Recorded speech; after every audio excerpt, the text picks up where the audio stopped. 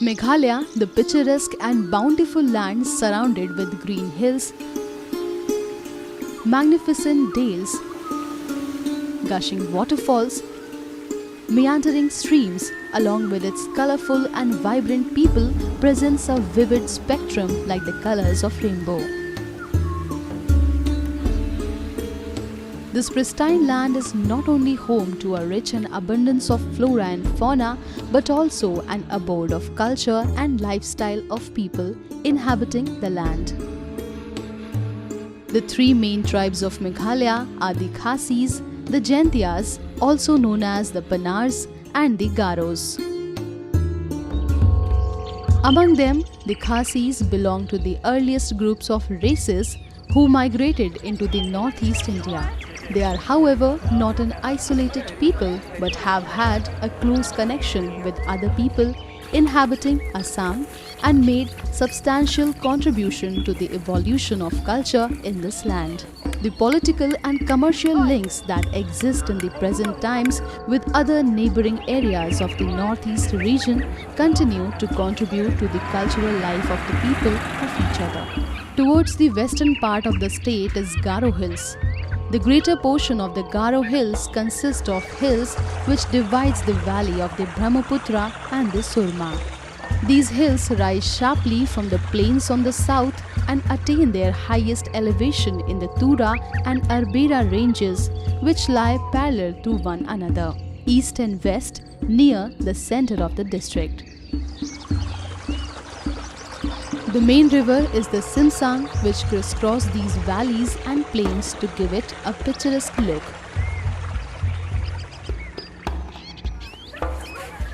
The great majority of the people who reside in this district are the Garos, who are considered the original inhabitants, belong to the Tibeto-Burman race or the Mon Khmer origin, and call themselves as Achiks.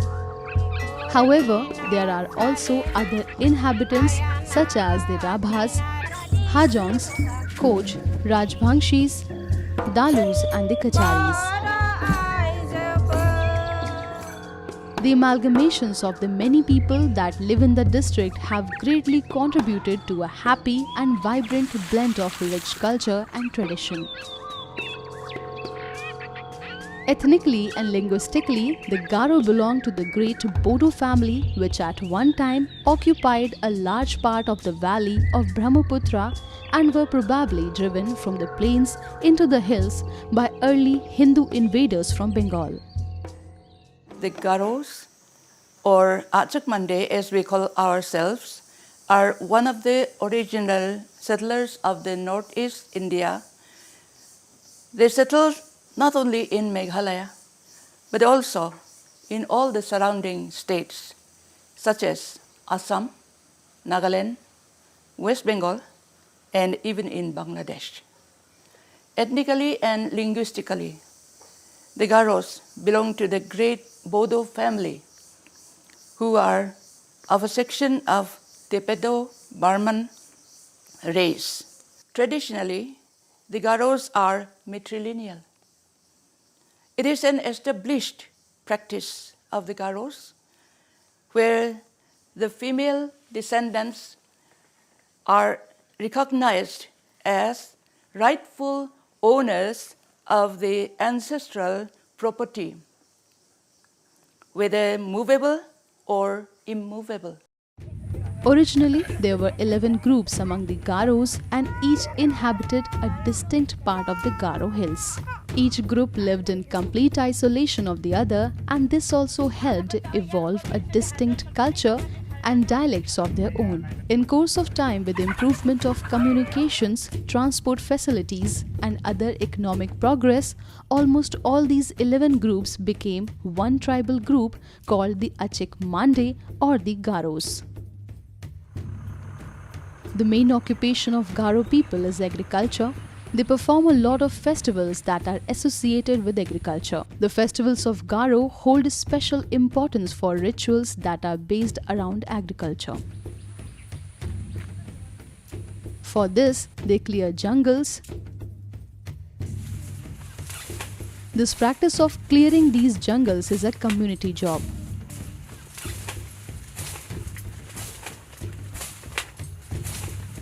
It is a challenging job to identify the best land for agriculture.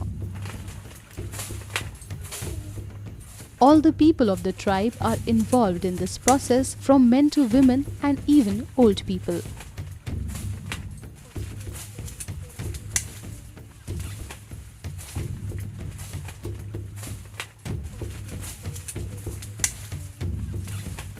The jungle is cleared and then all the waste and creeper plants are set on fire.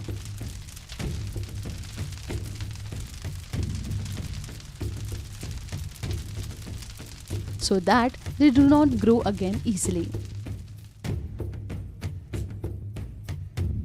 This entire process of clearing jungles for agriculture is called Abasoa in Garo language.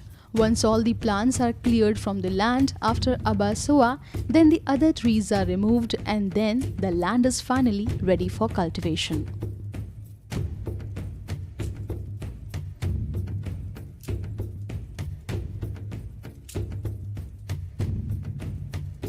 Many families come together for the seed sowing. This is celebrated as a festival. This is called Agal Maka.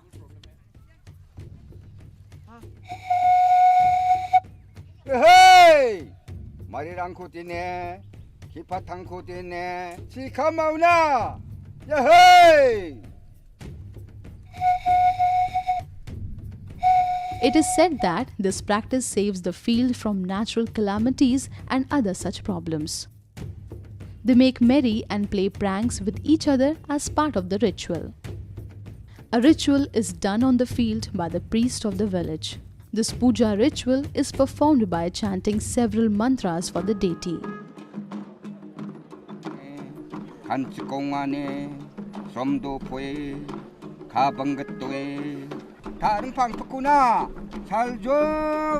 The celebration include homemade drinks like beer, which they enjoy on the field and celebrate the occasion. The consumption of homemade liquor is a tradition of the Garo community in all the gatherings and festivals.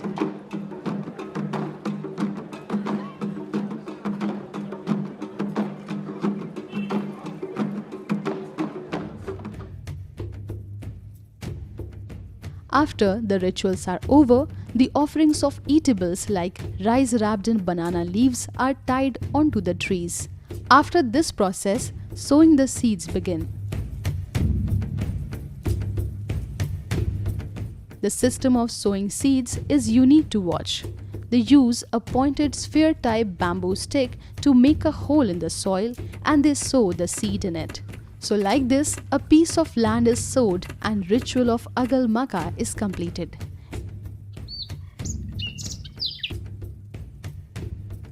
And then they move in search of another land to sow the seeds.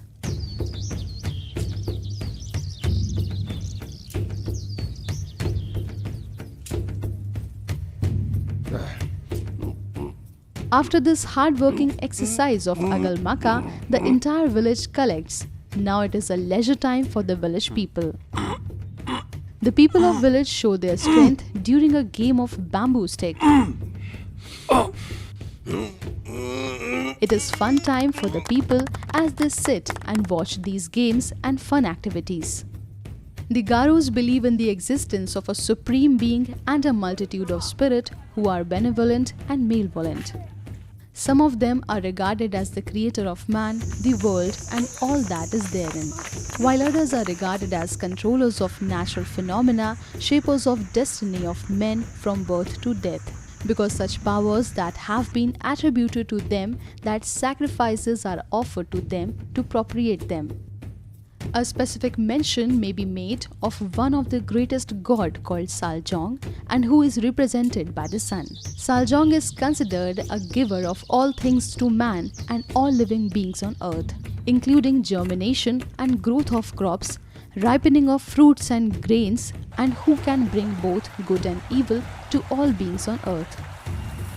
One of the greatest festivals of the Garos, called the Vangala festival, is celebrated in honor after the harvest. Among the Garos, the most important festival is the 3-day Vangala or the 100 Drums festival. Wangala is a harvest festival which is celebrated by the Garo during the winters here. One of the specialities is the use of 100 drums here, which also gives the festival the name 100 Drums Festival. This 3-day harvest festival is celebrated by the Garo tribe to thank Mrs. Saljong, the sun god, for blessing the region with good harvest. At times, the festival is also celebrated for the whole week. The festival signifies the beginning of winters, which also means the end of harvesting season and labor in the fields. The last but not the least of the ceremonies of the agriculture year is the Thanksgiving ceremony offered to the god and goddesses. Drums beat, rice beer flows, singing and dancing goes on endlessly for days together. Garos are a group of people whose livelihood, everything depends on shifting cultivation. Majorly, their whole rituals, or the kind of celebrations that they have is surrounded to the shifting cultivation. So therefore, there would be a ritual before shifting cultivation starts. There will be another ritual which will be there when the cultivation is going on. So there are several rituals like that. And all these rituals actually culminates in the Wangala ritual. The Wangala is basically a Thanksgiving ritual that takes place once the whole agricultural cycle is over and when the harvest is done. Now, even though the harvest is done, it cannot be like I go to the fields, I cut the crops and then I come and consume. It cannot be like that because there is a strong belief on the supernatural beings. So therefore, the first crop that I collect from the agricultural fields, I have to offer it to the gods and the goddesses. So that is where the Wangala ritual comes in. Twofold basically. One is so that, whatever crops that we have collected, that we have got from the fields in the whole year, we first give the first offerings to the gods and goddesses. And secondly, it's a communal celebration. So all the village people will sit together and they will celebrate. Now again in the Wangala ritual, there are specific, steps which are connected to that. Churugala. Churugala basically refers to pouring of liquor. Chu means liquor, that is basically rice beer, and Rugala means to pour. So it will be like the rice beer would be poured in that particular altar, which is inside the house. So traditionally, Wangala is not held in an open field or something. Traditionally, Wangala is held inside the house of the Nokma. Nokma refers to the chieftain of the Garos, right? So in his particular house, the Churugala will be done. That means pouring of the rice beer. The pouring of the rice beer signifies two things. First thing is it is an offer to the god who resides there, number one. And number two, it is to cleanse the whole area, right? So Churugala is one of those steps that we have for Wangala. Another very interesting step that you mentioned some time back is what is called Sasat So'a. Sasat So'a basically refers to incense or to sasat, that is called sasat, that is kind of burnt. And then again, that is very interesting because when that sasat is burnt and then when it is spread all over this particular house, the traditional house we are talking about, at one point of time the smokes will be so much, it will be covering the whole house. So that I believe signifies coming of thunder. Meaning ki in the next season, when the next season of agriculture happens or starts, it will indicate ki okay, next season maybe we will be having lots of thunder and rains which will actually help the agricultural fields. So all the steps which are there, it will all signify different phases that we are talking. There is one more step called Miram Goa. Miram Goa, Miram means rice, Goa means to throw. So when we say Miram Goa, then it basically means like, when we have the Wangala, after the Wangala thing is done, then food is distributed, so people are eating food, right? But then they will be saving some of the rice that they had been given. And then at a given moment, they will be taking out the rice which they had saved, which they did not eat. They had kept it with them, the cooked rice, and they'll be throwing at each other. And this, I believe, indicates the fact that there will be hailstorms next time, right? In the next agricultural field, indicating that rain, that thunder, all of these are, things which help in agricultural purposes. So that is what it indicates.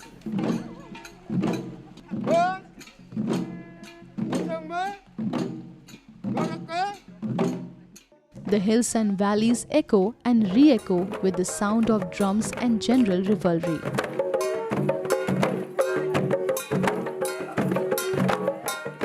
Vangala is traditionally celebrated for 2 to 3 days or up to a week by 2 or 3 collaborating villages.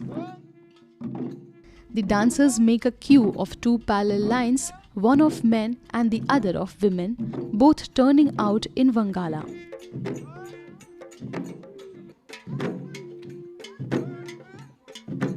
The men beat their drums and move forward in tune with the sound of music flowing out of gongs, buffalo horn, flutes and the drums.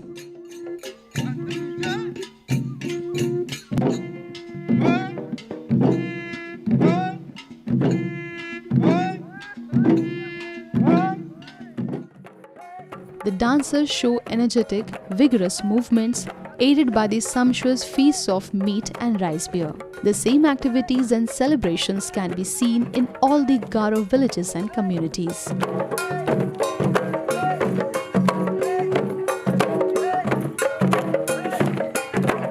Nowadays, 100 Drums Vangala is celebrated at Asanang in Tura of West Garo Hills,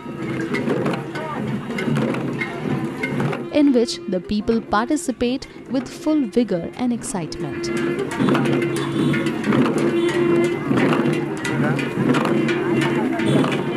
After the harvest is over, this festival is celebrated with great pomp and grandeur. The 100 Drum Vangala is a time for which the entire tribe wait for the year. In this festival, Garo people come to participate from near and far lands. The performances are a treat to the eyes. It becomes a spectacular view to see all the groups perform one by one. Dressed in colorful attire, they establish their performances in an appropriate manner. In the last, they all perform together. That marks the unity of the Garo tribe.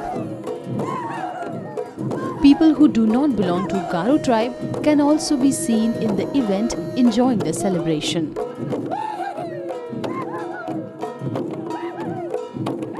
The festival is also used as an occasion for selecting brides and bridegrooms.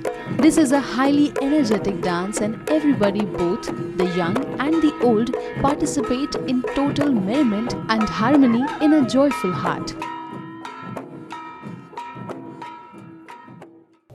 Vangala, it is the festival.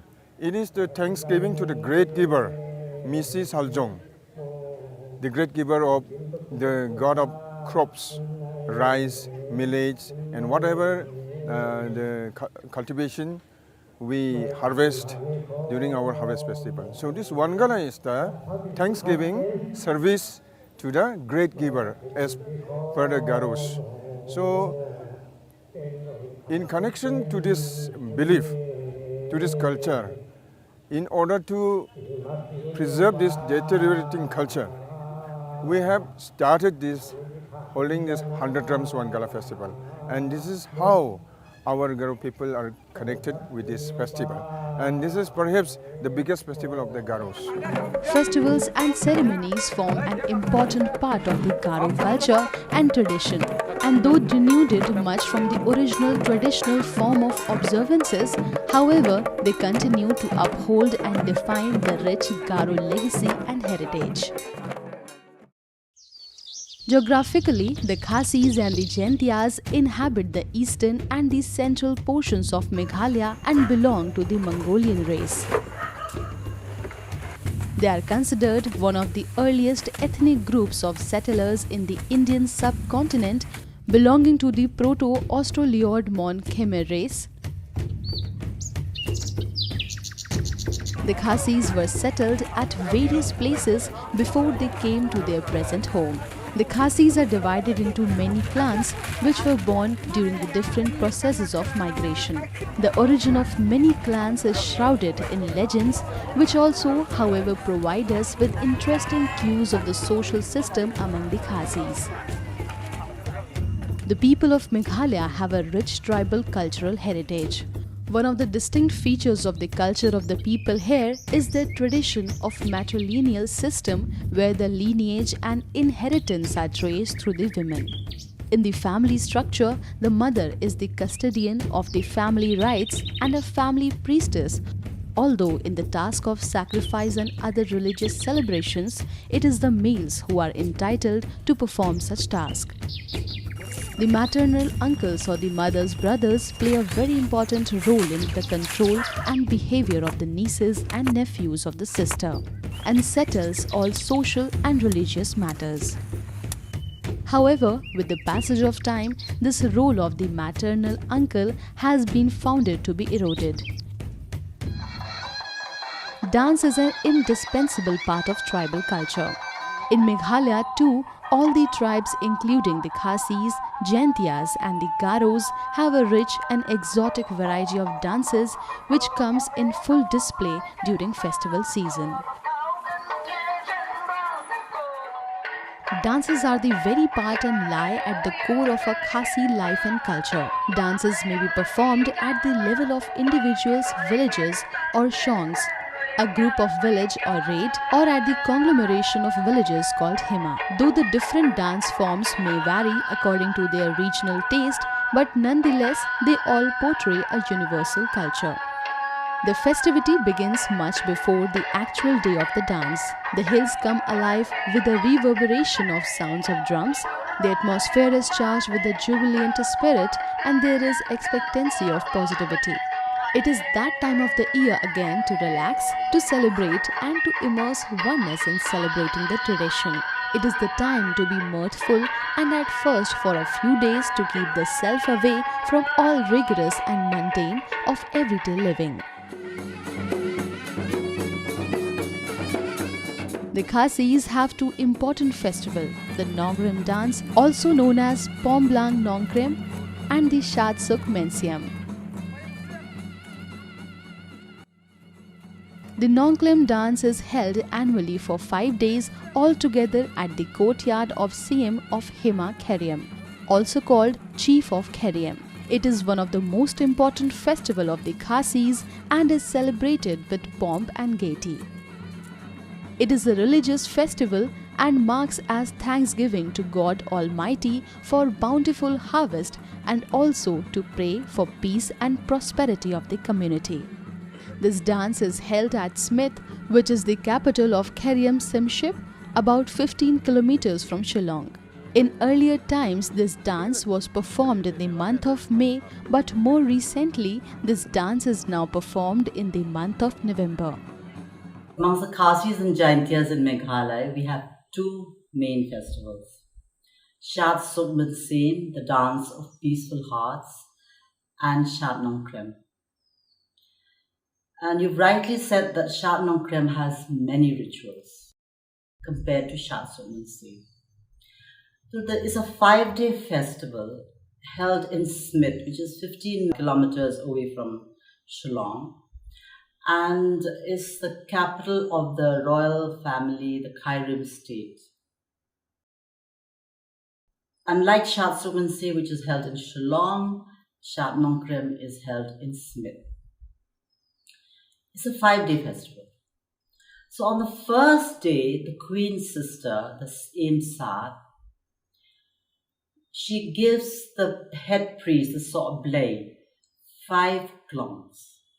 Klong is a gourd container. It's like a locky, full of distilled liquor, undistilled liquor, to the So'oblay, the head priest, and he offers it to Lei Shillong, Lei Longsaim, Lei Sinsha. That means the 3 deities, the 3 main deities. Then after that, there's the drumming of all the 26 traditional tunes.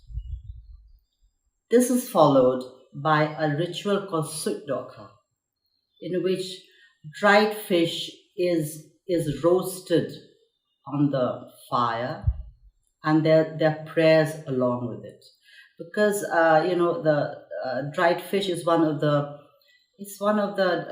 common dishes used all over the villages. Only in the feast do we eat meat, actually, in the old days. Then after that, the men of the royal family, only the men, they dance around the fire. and that is called Shat Tengkok. This continues for 2 days, and the third day is the Pomblang Yodo. Here the Duhulia, that means the main drummer, the main musician, does the goat sacrifice. That's the third day. On the fourth day is the Pomblang Khat Arsla. That means 12 goats are sacrificed first to the ancestors and all the reigning deities in the Hima, which reside in the mountains, which reside in the rivers. So 12 goats are sacrificed to them. And after that, the princess comes out and the dance begins. It's called Nok Kajat.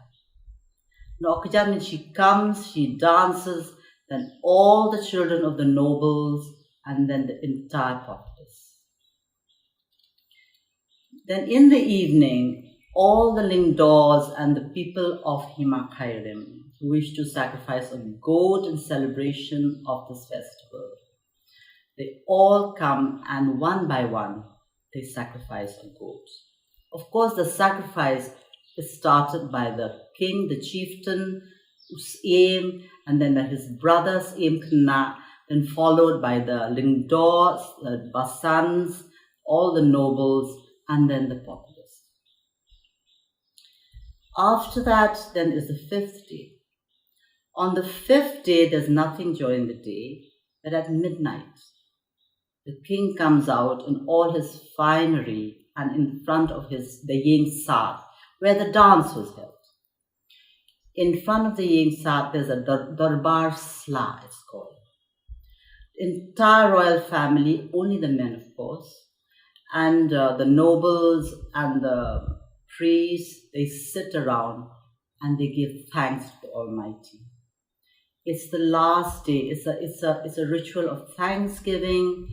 And again, they pray to God that the year should pass off well and be full of good health and prosperity in the land. So it is a dance of rituals compared to the Shat Suman Sem. Now, Shat Suman Sem is a dance of celebration, yet it is a dance of worship.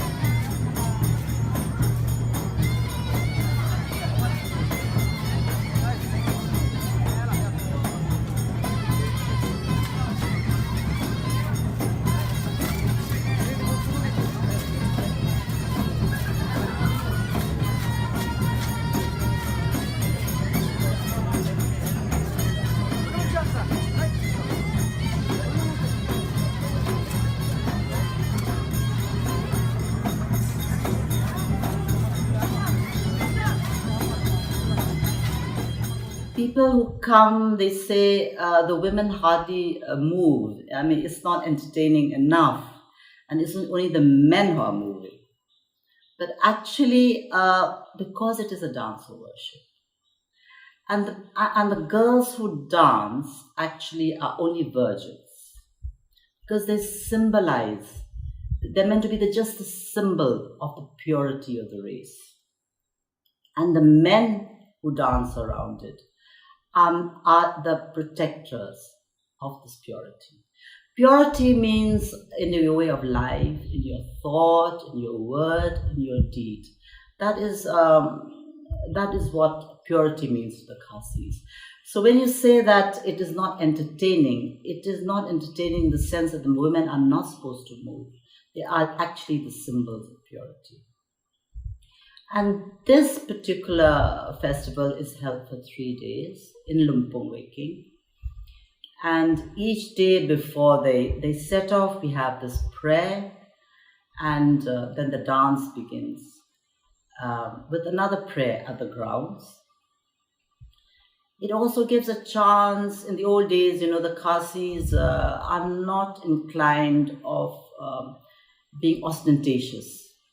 But Shah Sukhman Singh gives them a chance to thank the Almighty and show all their wealth. So that in the gold and the silver and the only stone they use is the coral, their beautiful silks, which are all spun in Assam, are worn. And it's a chance for them to show God that you've given us prosperity, and we come out to show and to thank you for it.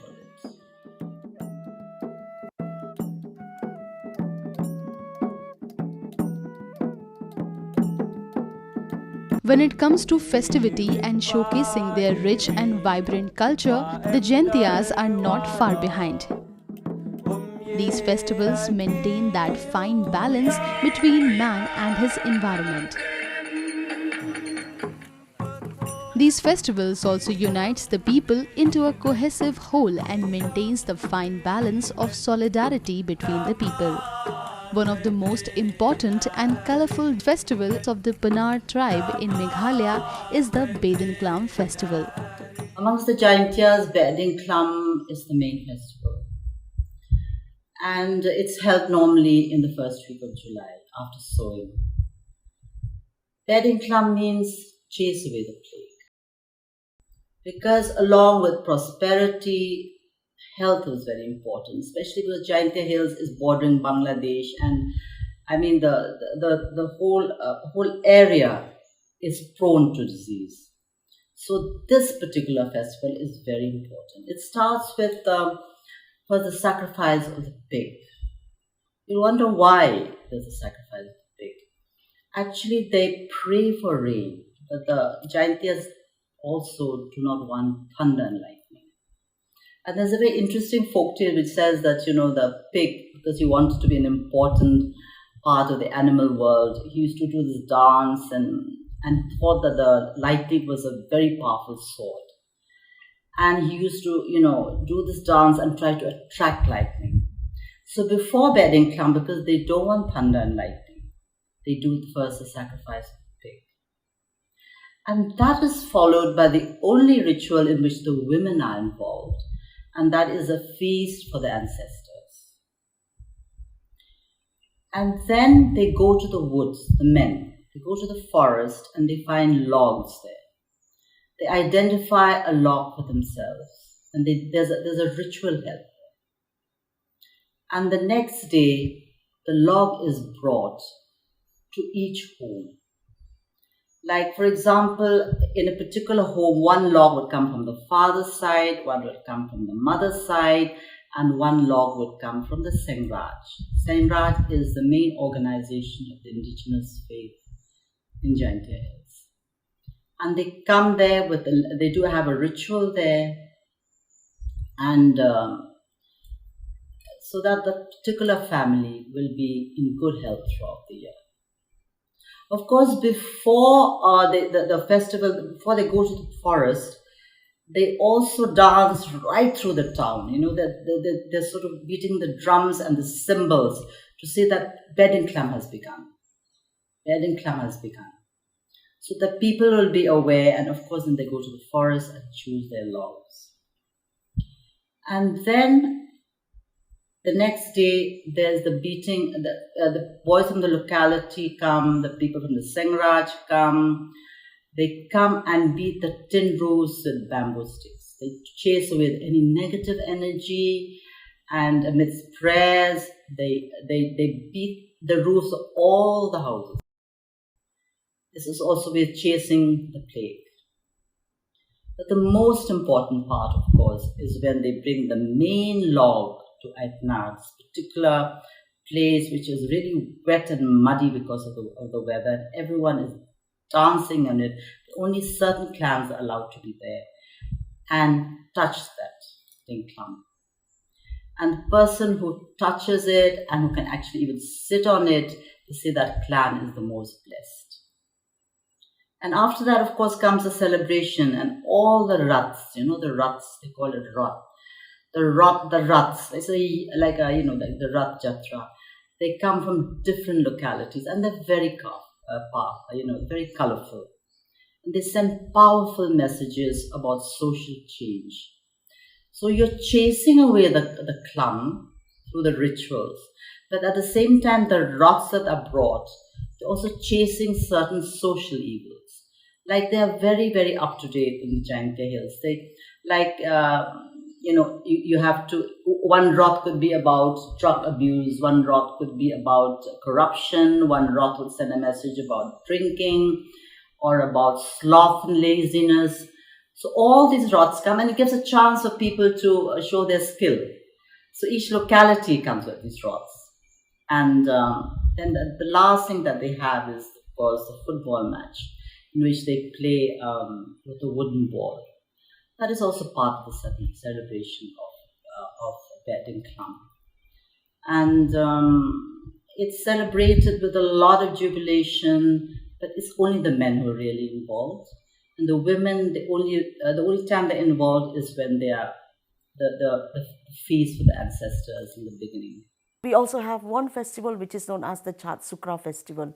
That festival is like a spring festival which is celebrated before the sowing season, which is normally it is to send a strong message to the world that we the Jaintia people are also going to to start up with our different farming activities.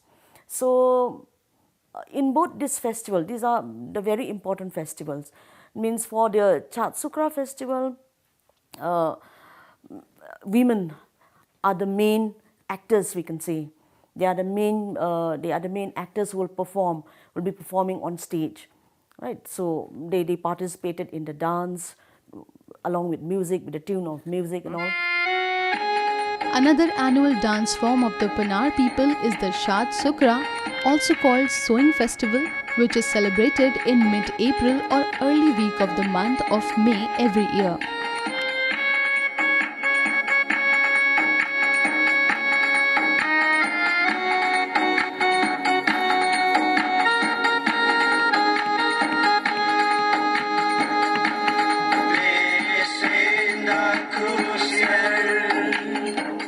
The Jaintia celebrate this festival right before their main festival, Betting Clum.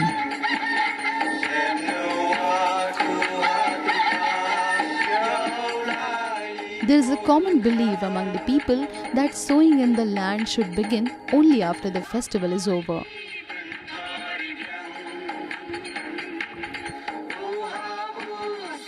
During this festival, the dance is mainly performed by the women, who dance in their fields adorning their best attires, and men participate in this dance form for moral support.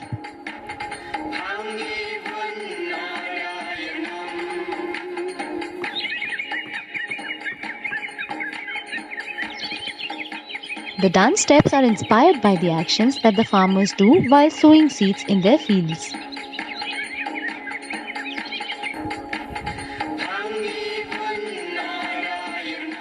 The farming tools and equipments are also used as dance props.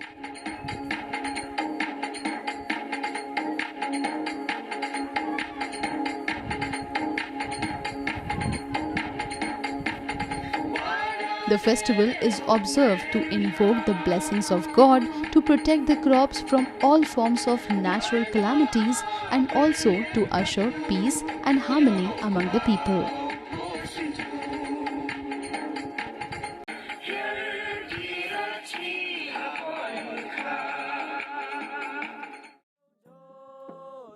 After the sowing, people of Panar perform a special dance form called Chat Pilang.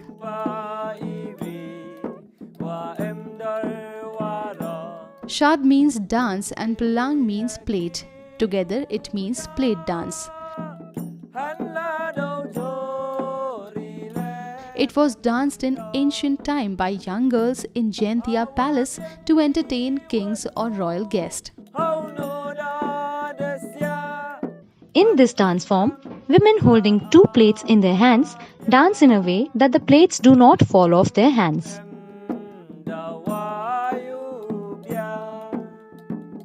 Sometimes it is also performed with four plates, where the plates are also carried by the lips and on the head.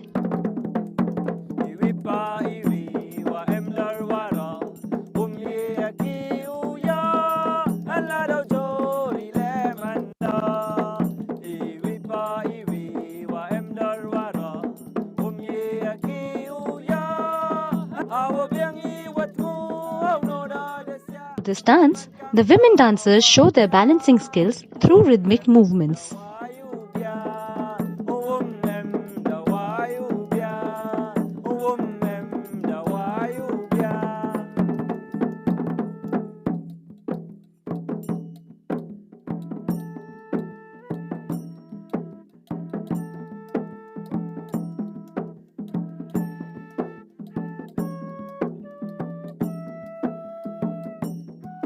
Nowadays, it is danced even in marriage ceremony.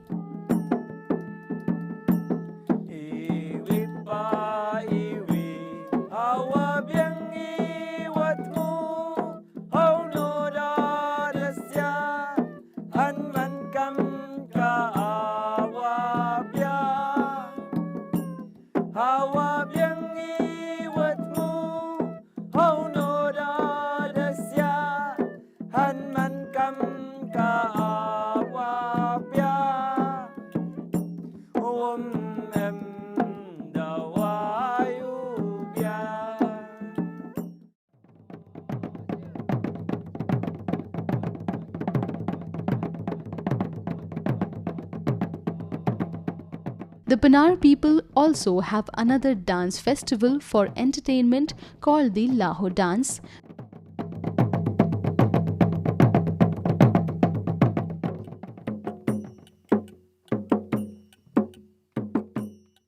where both men and women participate dressed in their best attire.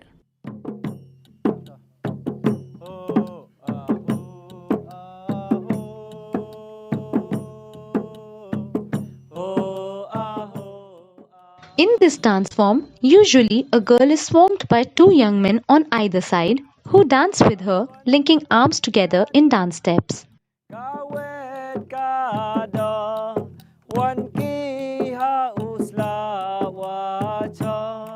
This dance is enjoyed by the Jaintia people after the celebration of Bedin Khlam is over.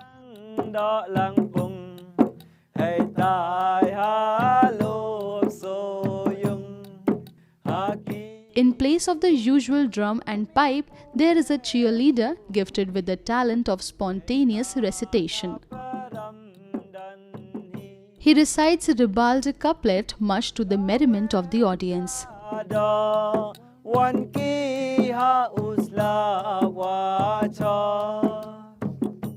very important dance in Jaintia Hills, which is very joyful and very attractive to watch, is called the Chipia dance or the Laho dance, the Chat Sukra. This is also held after harvest, and the men and the women, the two men on either side and women in the middle, and they hold each other from the waist and they dance. Now this dance actually is sort of it's a kind of a prayer to a divine energy, a female energy, to look after the head. It's to the goddess, the divine energy called Vaipun Ryankip.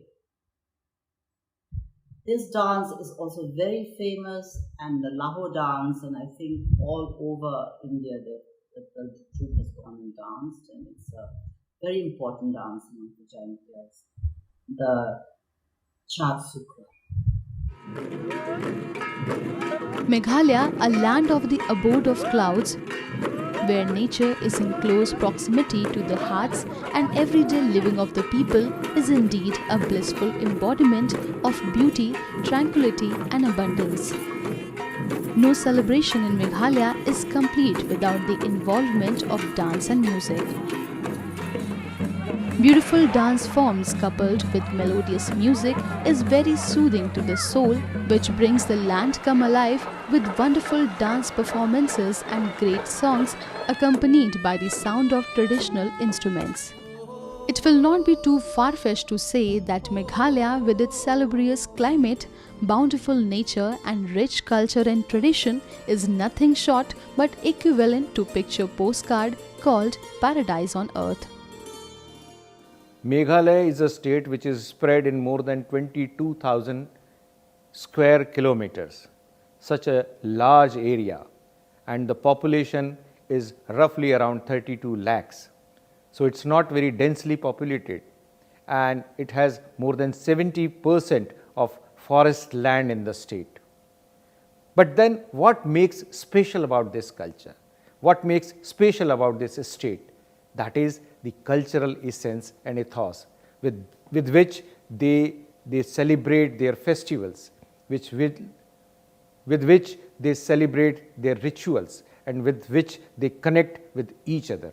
It is remarkable. All the tribes, may it be Garo, may it be Khasi, may it be Jaintia, has different styles of celebrating their festivals. And during the festivals, they have different rituals, different dances, different music, different styles of music instruments.